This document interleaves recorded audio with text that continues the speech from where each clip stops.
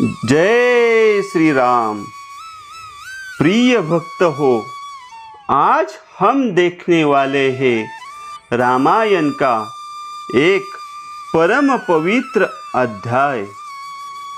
यह अध्याय सुनने से आपके जीवन में सुख, समाधान और शांति आ जाएगी। आज हम देखने वाले हैं पितृदेवताओं द्वारा इंद्र को भेड़े के अंडकोश से युक्त करना तथा भगवान श्री राम के द्वारा अहल्या का उद्धार एवं उन दोनों दंपत्ति के द्वारा इनका सत्कार। मित्र हो, इस परम पवित्र अध्याय को शुरू करने से पहले कमेंट में जय श्री राम ऐसा लिखकर चैनल को सब्सक्राइब कीजिए। जय श्री राम। कुछ दिनों के बाद इंद्र अंडकोश से रहित होकर बहुत डर गए। उनके नेत्रों में त्रास छा गया।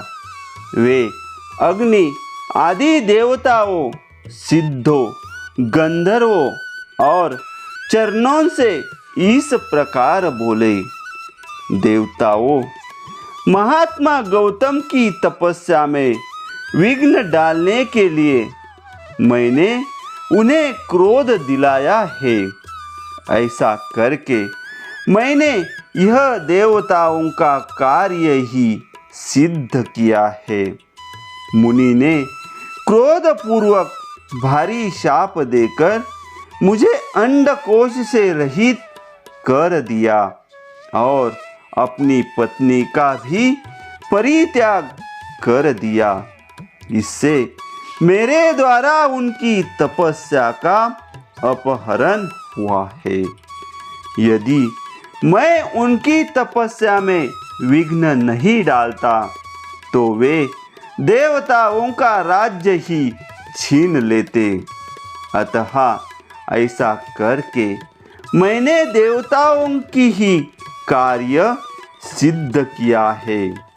इसलिए श्रेष्ठ देवताओं, तुम सब लोग ऋषि समुदाय और चारणगण मिलकर मुझे अंडकोश से युक्त करने का प्रयत्न करो।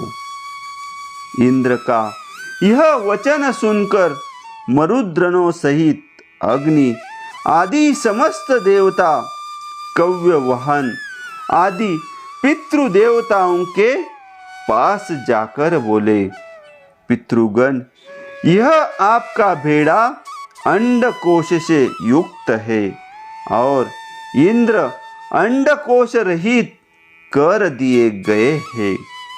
अतः इस भेड़े के दोनों अंडकोशों को लेकर आप शीघ्र ही इंद्र को अर्पित कर दे। अंडकोश से रहित किया हुआ यह भेड़ा इसी स्थान में आप लोगों को परम संतोष प्रदान करेगा। अतः जो मनुष्य आप लोगों की प्रसन्नता के लिए अंडकोश रहित भेड़ा दान करेंगे, उन्हें आप लोग उस दान का उत्तम एवं पूर्ण फल प्रदान करेंगे।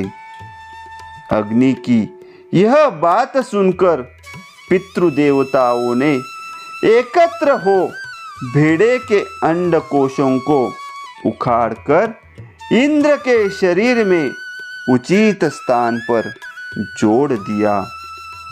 श्री राम तभी से वहाँ आए हुए समस्त पितृदेवता अंडकोश रहित भेड़ों को ही उपयोग में लाते हैं और दाताओं को उनके दान जनित फलों के भागी बनाते हैं।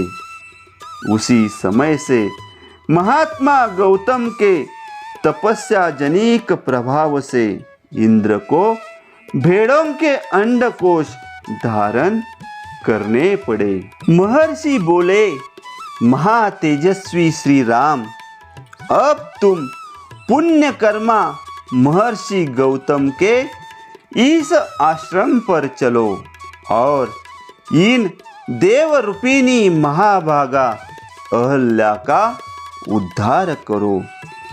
विश्वामित्र जी का यह वचन सुनकर लक्ष्मण सहित श्री राम ने उन महर्षि को आगे करके उस आश्रम में प्रवेश किया। वहां जाकर उन्होंने देखा महासौभाग्यशालिनी अहल्या अपनी तपस्या से देदीप्यमान हो रही है। इस लोक के मनुष्य तथा संपूर्ण देवता और असुर भी वहां आकर उन्हें देख नहीं सकते थे। उनका स्वरूप दिव्य था। विधाता ने बड़े प्रयत्न से उनके अंगों का निर्माण किया था। वे मायामती सी प्रतीत होती थी। धूम से घिरी हुई प्रज्वलित अग्निशिखा सी जान पड़ती थी। ओले और बादलों से ढकी हुई पूर्ण चंद्रमा की प्रभा सी दिखाई देती थी तथा जल के भीतर उद्भासित होने वाली सूर्य की दुर्धर्ष प्रभा के समान दृष्टिगोचर होती थी। गौतम के शापवश श्री रामचंद्र जी का दर्शन होने से पहले तीनों लोकों के किसी भी प्राणी के लिए उनका दर्शन होना कठिन था।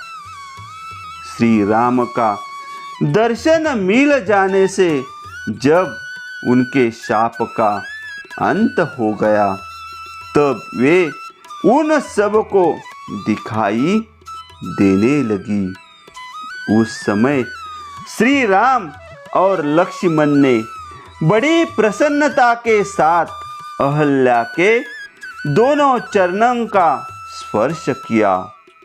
महर्षि गौतम के वचनों का स्मरण करके अहल्या ने बड़ी सावधानी के साथ उन दोनों भाइयों को आदरणीय अतिथि के रूप में अपनाया और पाद्य अर्घ्य आदि अर्पित करके उनका आतिथ्य सत्कार किया।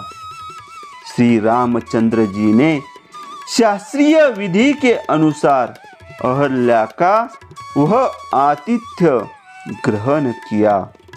उस समय देवताओं की दुंदुभी बज उठी। साथ ही आकाश से फूलों की बड़ी भारी वर्षा होने लगी। गंधर्वों और अप्सराओं द्वारा महान उत्सव मनाया जाने लगा।